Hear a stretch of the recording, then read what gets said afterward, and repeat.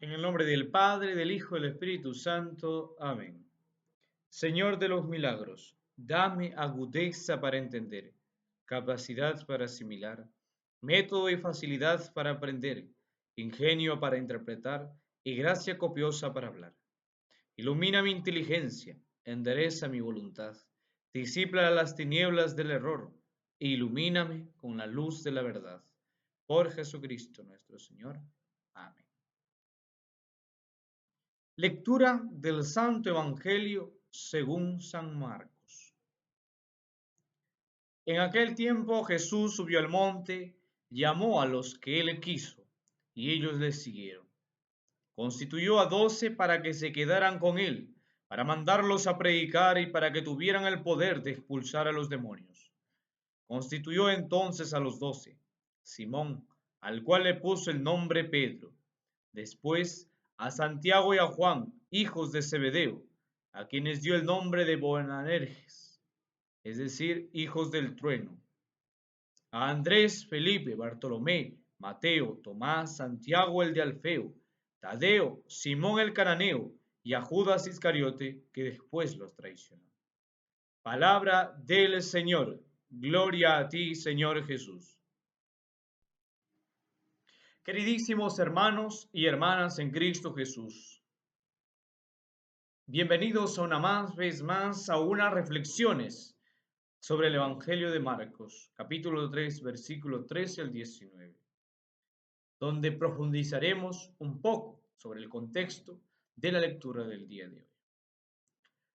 Ya se sabe la oposición de los líderes religiosos de Israel. El Señor iba a establecer un cambio de estrategia que empezamos a ver ahora. Los religiosos y las autoridades políticas se habían negado a reconocer las credenciales mesiánicas de Jesús, al tiempo que persistían en quedarse con una religión que ellos mismos habían adaptado a sus propios intereses. Ante una situación así, el Señor solo podía hacer una cosa: crear un nuevo pueblo, a partir de ese remanente fiel que lo aceptaba Jesús como Mesías. Jesús quería instaurar este nuevo pueblo a partir de sus seguidores. Estos sí aceptaban a Jesús como el Mesías de Dios. Es en este contexto en el que debemos entender la elección de los 12 apóstoles como las primeras piedras de este nuevo edificio. Veamos cómo lo hizo. Si escuchamos con atención, el Evangelio inicia con que Jesús subió al monte. El subir al monte es un momento donde se reviste con una tremenda solemnidad. Jesús, haciendo alusión a las grandes decisiones de Dios para con su pueblo en el pasado, el Señor subió a la cima de un monte. Recordemos, por ejemplo, cuando Dios le dio la ley a Moisés en lo alto del monte de Sinaí. Es en el monte, en la montaña, donde Moisés recibe los mandamientos de Dios. Y por otro lado, pudiera ser también que otra de las razones para llevar a cabo esta decisión en lo alto de un monte fuera para que todos vieran lo que Jesús iba a hacer y gozar así de la mayor publicidad posible. Subir al monte también como un medio, un mecanismo, una estrategia para que todos puedan escuchar, todos puedan ver lo que Jesús está haciendo. El Señor llamó así a los que él quiso y estableció 12. En principio, este nos plantea algunas preguntas. ¿Por qué solo 12 si había más para elegir, como sabemos, por ejemplo, en los Hechos capítulo 1, versículo 21-22, donde nos dice que hubieron otras personas que anduvieron con nosotros, con Jesucristo, con los apóstoles?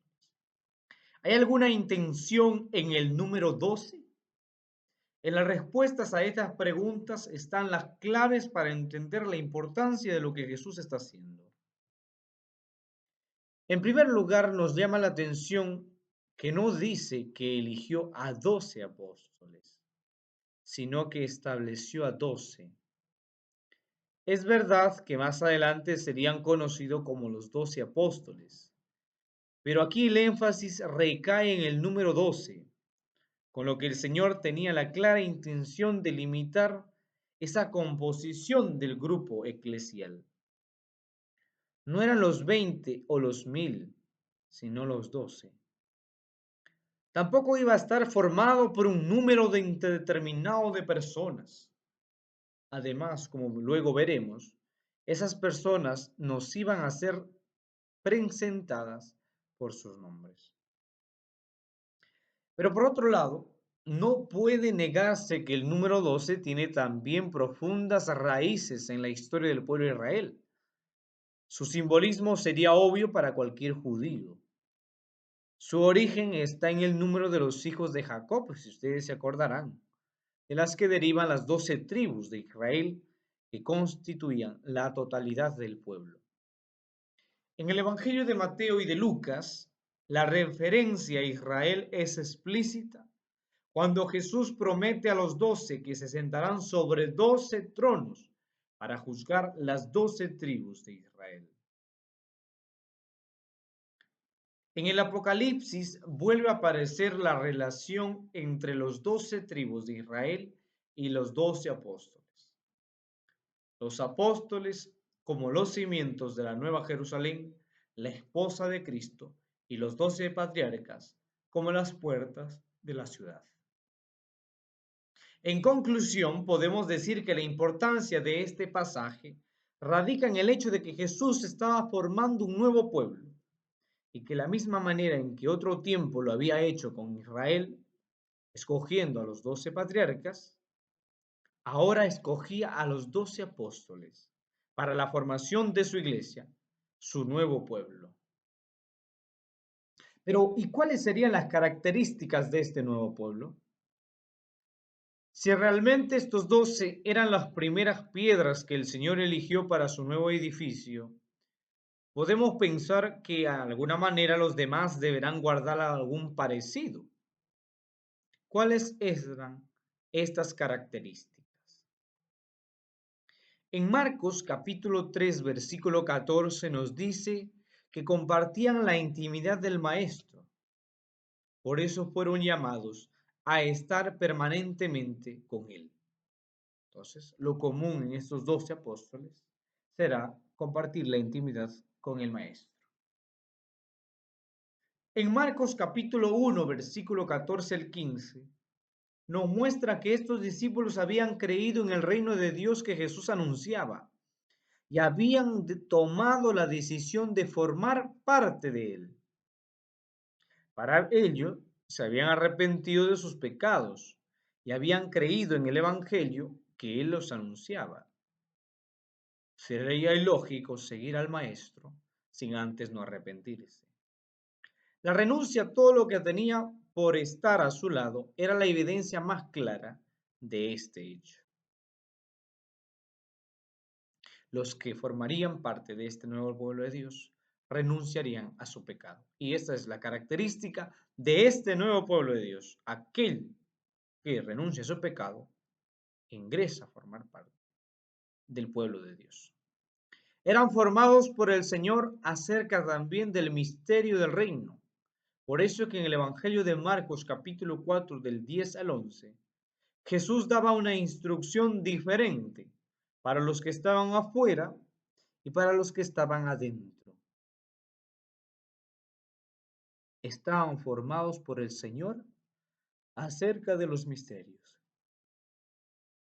También en Marcos capítulo 3, versículo 14 al 15, Jesús les da una misión frente a los de afuera. El Señor instituyó 12 para enviarlos a predicar con autoridad, para expulsar demonios. Este nuevo pueblo de Dios también se caracteriza porque eran servidores de Jesús.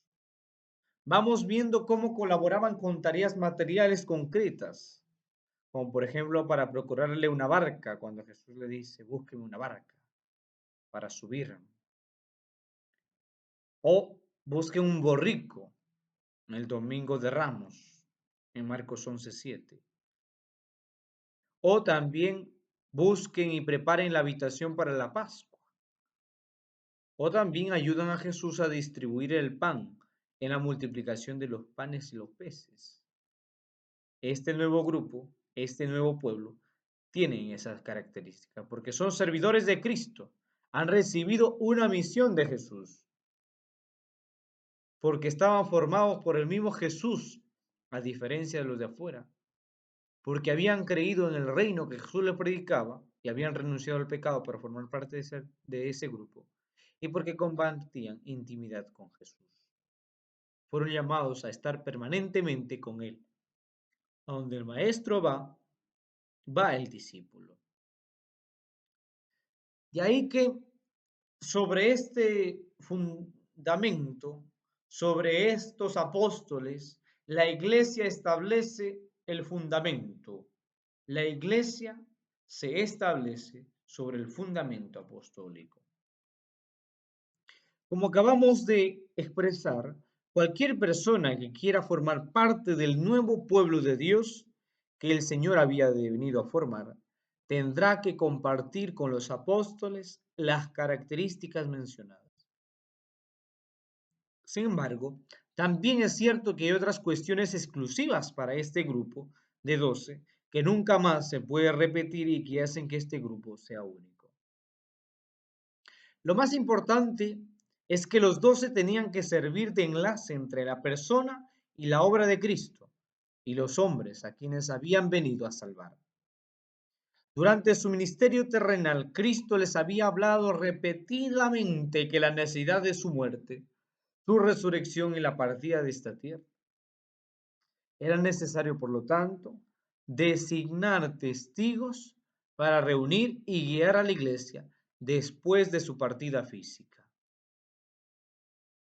Como parte fundamental de esta misión estaba el encargo de transmitir a las generaciones posteriores toda la verdad acerca de la persona y la obra de Jesús.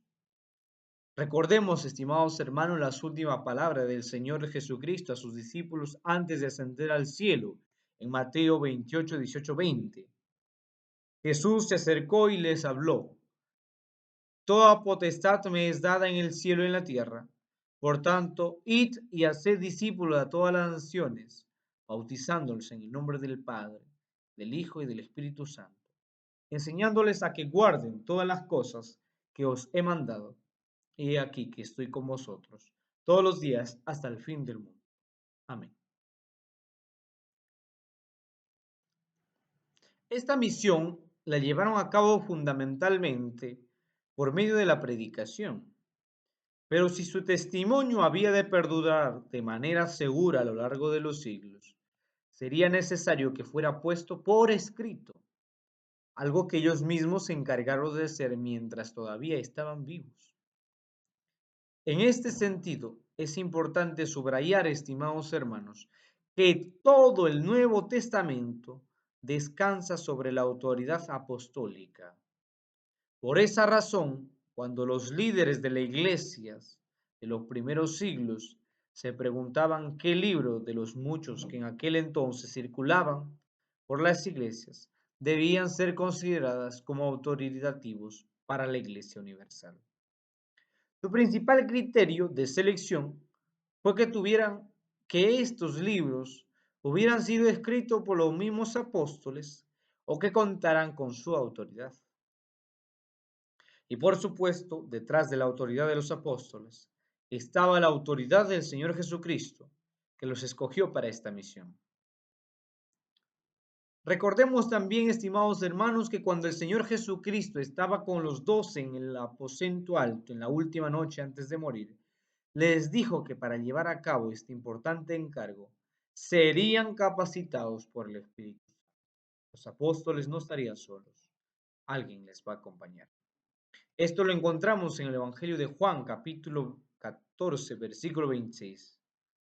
Mas el Consolador, el Espíritu Santo, al quien Padre enviará en mi nombre, Él os enseñará todas las cosas y os recordará todo lo que yo os he dicho. Es en este sentido, ellos habían sido y habían de ser el fundamento humano de la iglesia que se edifica sobre la piedra angular de Cristo. El apóstol San Pablo en la carta a los Efesios capítulo 2 verso 20 nos va a decir, edificado sobre el fundamento de los apóstoles y profetas, siendo la principal piedra de ángulo Jesucristo mismo. Y el apóstol Juan en su libro del Apocalipsis capítulo 21 versículo 14, y el muro de la ciudad tenía 12 cimientos, y sobre ellos los 12 nombres de los 12 apóstoles del Cordero. De estos hechos deducimos que no puede haber más apóstoles en este sentido limitado, en que lo eran los 12.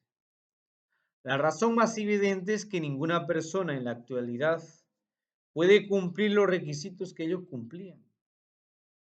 Recordemos que después de que Judas se suicidó, los apóstoles reunidos entendieron que este hecho había sido profetizado en las escrituras del Antiguo Testamento. Y también vieron allí el mandato de que debía ser sustituido por otro. Por eso que en los Hechos de los Apóstoles, capítulo 1, versículo 20, nos dice, pues en el libro de los Salmos está escrito, quede su majada desierta, y no haya quien habite en ella, y también que otro reciba su cargo. Ahora bien, notemos cuáles eran los requisitos que debía cumplir aquel que fuera a ocupar el lugar de Judas con los 12. Hechos capítulo 1, 22, 21, 22. Conviene pues que de entre los hombres que anduvieron con nosotros, todo el tiempo que el Señor Jesús convivió con nosotros, a partir del bautismo de Juan hasta el día en que nos fue llevado, uno de ellos sea constituido testigo con nosotros de su resurrección. Notemos varias cosas importantes. En primer lugar, la sustitución de Judas fue la única que había sido profetizada por el Antiguo Testamento. Por esa razón, cuando los otros apóstoles empezaron a morir, no se buscó a otros sustitutos para ellos, como por ejemplo en el caso de Jacob que encontramos en Hechos 12:2, que murió Jacob o Santiago, murió, pero no buscaron los apóstoles sustituir a este que muere.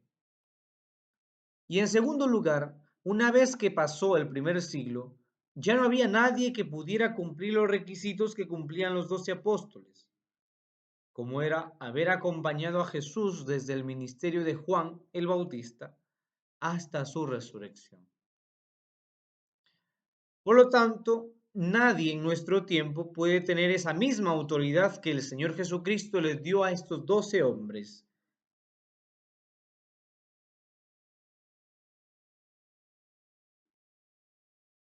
Pero, vamos a ver. Entonces, ni los 12 apóstoles de los mormones son los sucesores de los 12 apóstoles designados por el Señor Jesús. Sin embargo, los apóstoles, para que continúen su misión, van a ir dejando en la iglesia sus sucesores, que no son que reemplazan a los apóstoles, no son los que ya a los apóstoles les quitan el puesto, sino que son los que van a seguir con la misión de los 12 apóstoles. Porque los 12 apóstoles eran enviados por el Señor a predicar la palabra con su autoridad. Y este predicar la palabra con su autoridad no se acaba con la muerte de los apóstoles. El término apóstol proviene del griego y significa enviado. Cualquier cristiano en nuestros días que sea llamado por el Señor a esta labor de ir a predicar la palabra podría ser considerado apóstol. Y así debemos ser nosotros también, apóstoles de la palabra de Dios. En la actualidad, el término que usamos generalmente para este tipo de personas lo solemos llamar misioneros, evangelizadores, catequistas.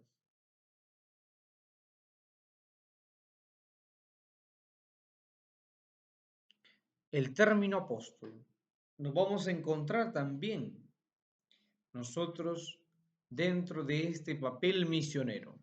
En Mateo capítulo 23, versículo 8 al 12 dice: Pero vosotros no queréis que os llamen rabí, porque uno es vuestro maestro, el Cristo, todos vosotros sois hermanos.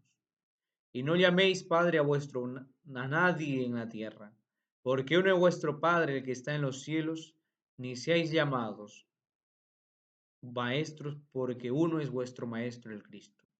El que es el mayor de vosotros será vuestro siervo, porque el que se enaltece será humillado, y el que se humilla será enaltecido. De modo que los 12 apóstoles, que van a ser el fundamento de la iglesia, van a continuar su misión bajo la representación de los obispos, y quien se va a convertir en el sucesor de Pedro será el Papa. Pedro ha recibido la oración de Jesús cuando le dice en la última cena: Yo he orado por ti para que tu fe no sucumbiera, pero cuando vuelvas, confirma a tus hermanos en la fe. Confirmar a tus hermanos en la fe no puede terminar con la muerte de Pedro.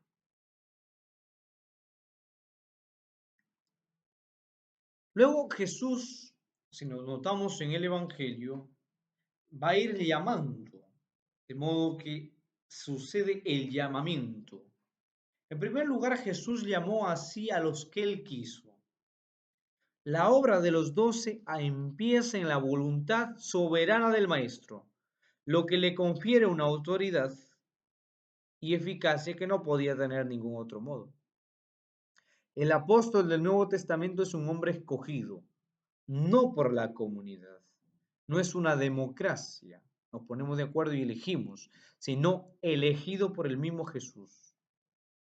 Por otro lado, el llamado del Señor no fue la base de algún mérito de ellos, sino por su gracia. Ninguno merecía estar entre los apóstoles. Si lo estaban, era por la misericordia de Cristo. Y a esos a los cuales él llamó, vinieron a él. El llamamiento de Dios obra conjuntamente con la libre voluntad de los hombres dispuestos a escucharlo. Ellos lo eligieron solo después que él los eligiera a ellos.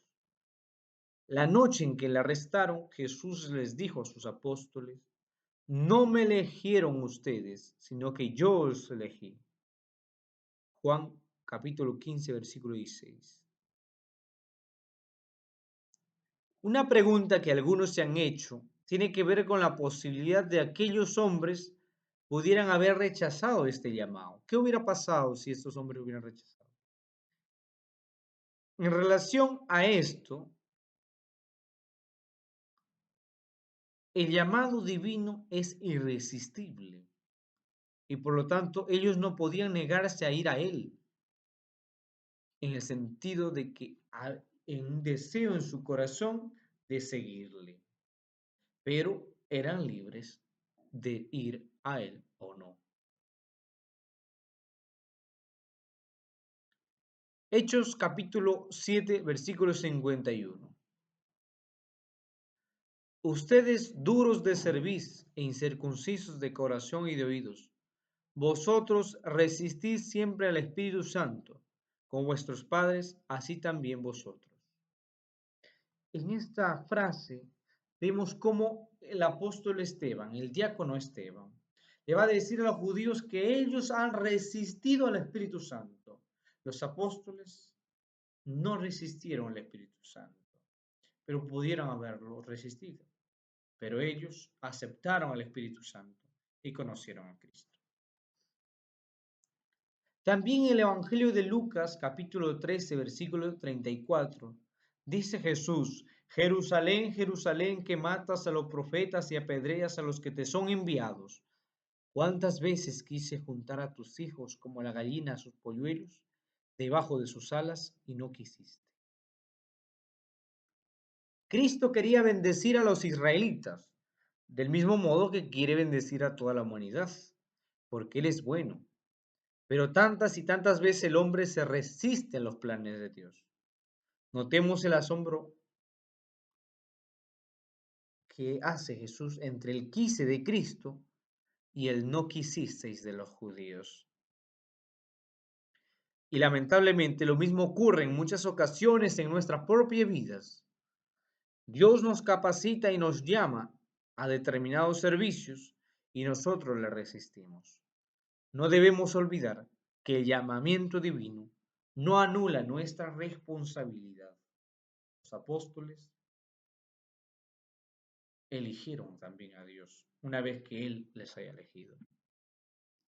Jesús les elige para que estén con Él. No había nada maravilloso en los hombres mismos, fue su relación con Jesús lo que los hizo grandes. Y de igual modo podemos decir que no existe ningún servicio eficaz que podamos llevar a cabo si no surge una relación personal con el Señor. Esta es una verdad fundamental, pero es fácil de olvidar. Recordemos lo que nos dijo el Señor en otra ocasión. Juan capítulo 15, versículo 4 al 55. Permaneced en mí y yo en vosotros. Como el pámpano no puede llevar fruto por sí mismo si no permanece en la vid, así tampoco vosotros si no permanecéis en mí. Yo soy la vid, vosotros los pámpanos, los sarmientos. El que permanece en mí y yo en él, éste lleva mucho fruto, porque separados de mí, nada podéis hacer. Con frecuencia olvidamos esta importante verdad y nos lanzamos a hacer una y mil cosas para el Señor en frenético activismo. Pero nada de todo eso producirá un fruto permanente si no es el resultado de una comunión previa con el Señor. En el pasaje que estamos estudiando, que estamos repasando, analizando, meditando, el Señor no los envió inmediatamente a la obra una vez que les elige, sino que más adelante, recién en el capítulo 6, les va a enviar. La razón de esto es que primero quería que estuvieran con Él para aprender de Él.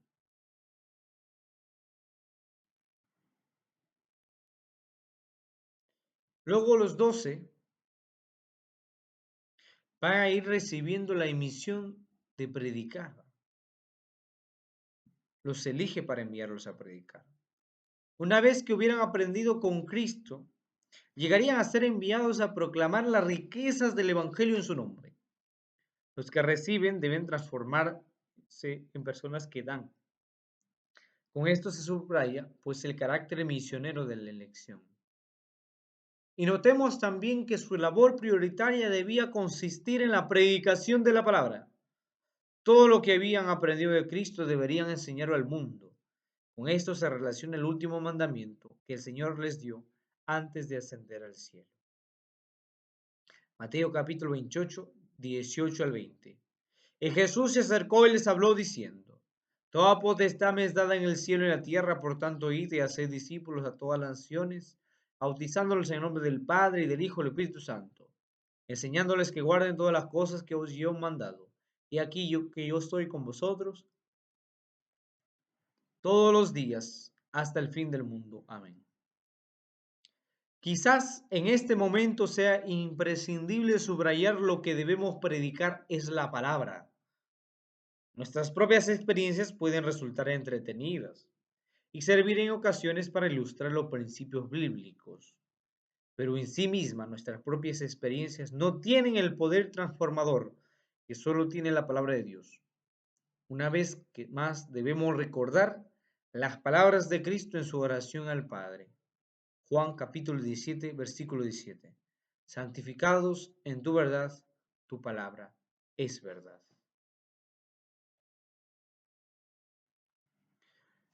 Jesús les da la autoridad.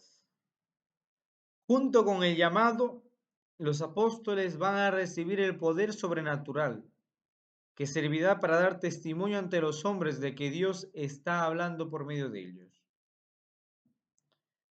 El apóstol Pablo en la segunda carta a los Corintios capítulo 12, versículo 12, nos dirá, con todo, las señales del apóstol han sido hechas entre vosotros en toda paciencia, por señales, prodigios y milagros.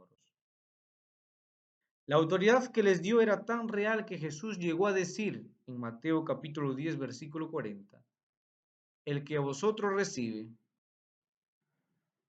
el que vosotros recibe, a mí me recibe, y el que recibe a mí, recibe el que me envió. Al darles esta autoridad, el Señor está indicando que le estaba invitando a ser partícipes de su ministerio, como colaboradores de la tarea de proclamar el reino. ¡Qué tremendo privilegio!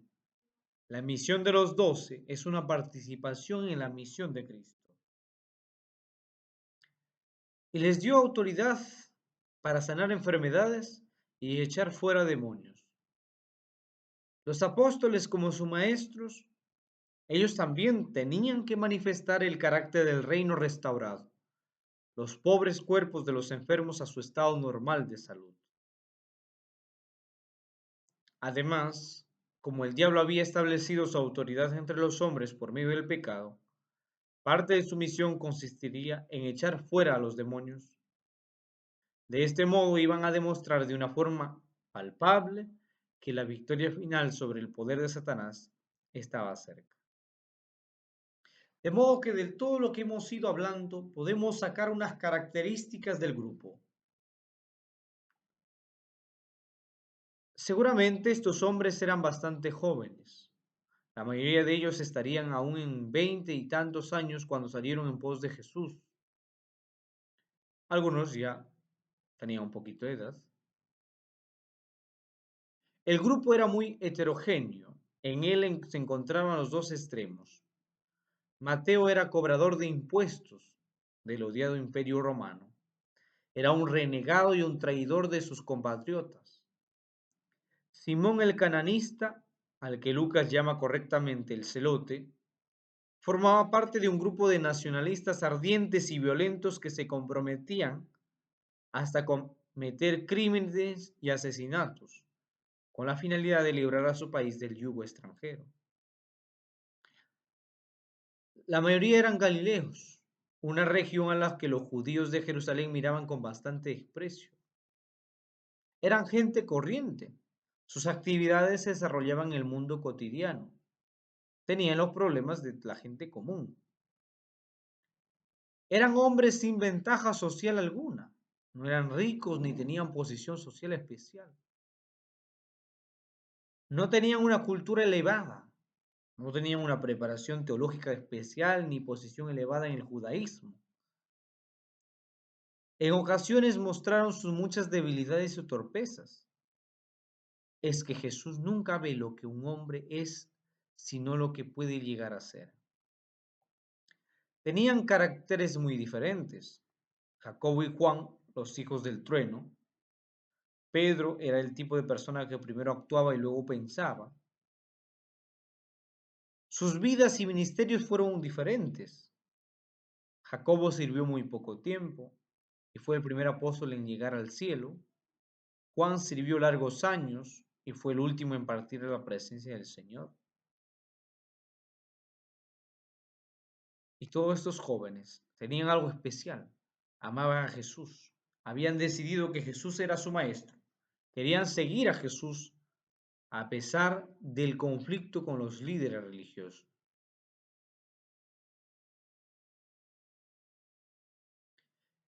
En el Evangelio que escuchamos nos dan una lista de 12 apóstoles. Con ligeras variaciones, esta lista de los nombres de los apóstoles es igual en el Evangelio de Mateo, capítulo 10, versículos 2 al 4, y en Lucas 6, 14 al 16, y también en Hechos 1, 13. Parece que los nombres se presentan en grupo de tres, formando los tres primeros un círculo íntimo que acompañarán al Señor en algunas ocasiones, en otras no. El caso de Judas constituye un enigma. ¿Qué sabemos de estos hombres? De Andrés sabremos que fue el hermano de Pedro quien lo llevó a los pies del Señor. En Juan 1, capítulo 41, capítulo 1, del 41 al 42. Andrés le dice a Pedro, hemos encontrado al Mesías. Su nombre es griego, viene la palabra aner, que significa hombre. Felipe, otro de los primeros seguidores de Cristo, también era de Betsaida, la ciudad de Pedro y Andrés. Fue la persona que trajo a Natanael al Señor.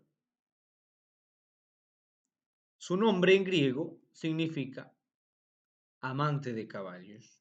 Felipe, amante de caballos.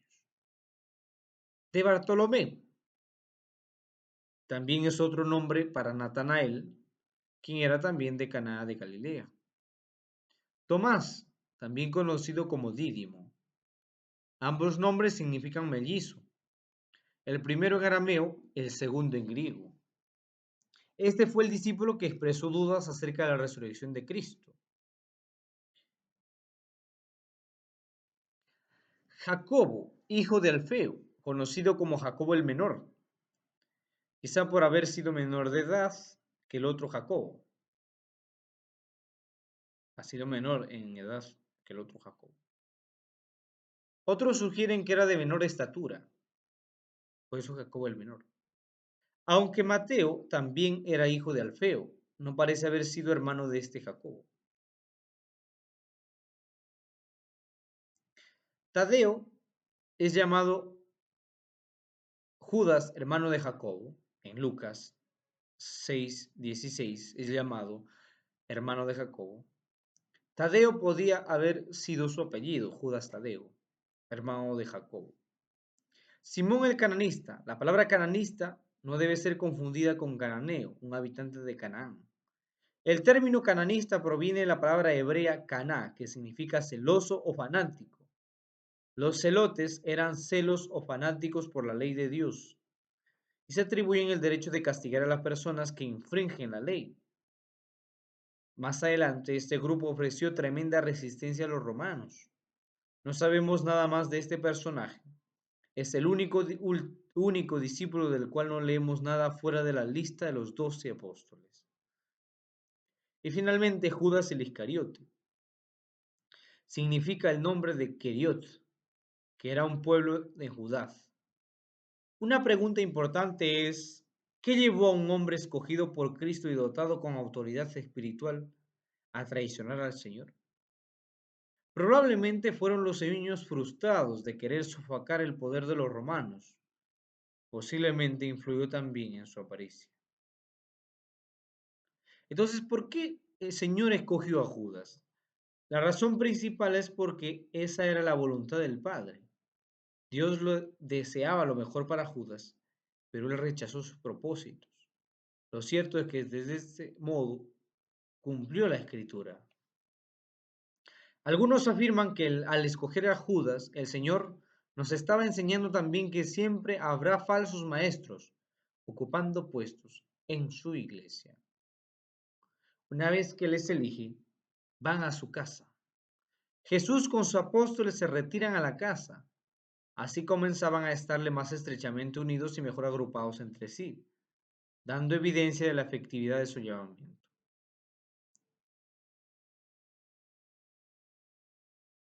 Al llamar a estas personas a su lado, el Señor se estaba distanciando de su propia familia,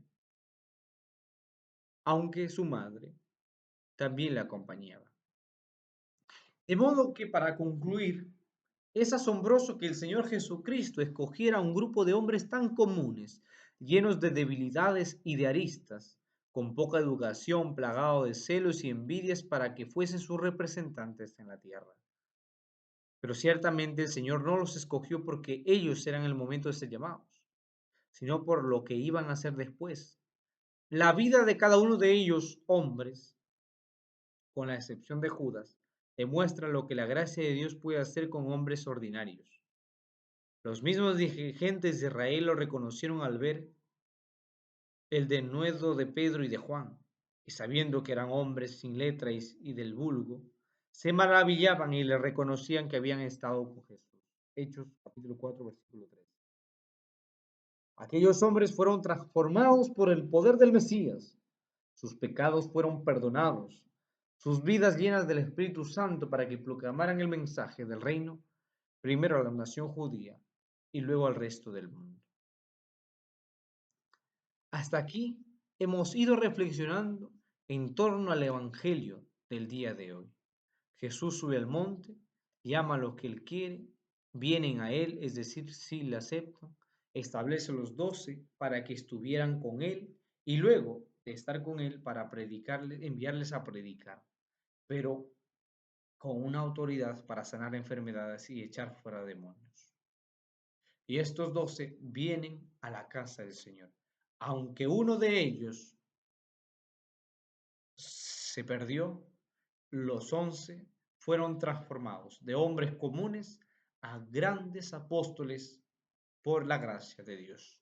El Señor de los Milagros nos sigue ayudando para reflexionar sobre el Evangelio de Marcos. En el nombre del Padre, del Hijo, del Espíritu Santo. Amén. Agradecemos al Señor de los Milagros. Gracias te doy, Señor de los Milagros, por este tiempo bendito que me has concedido.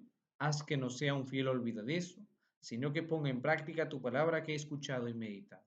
Por Jesucristo nuestro Señor. Amén. Que tengan un buen día.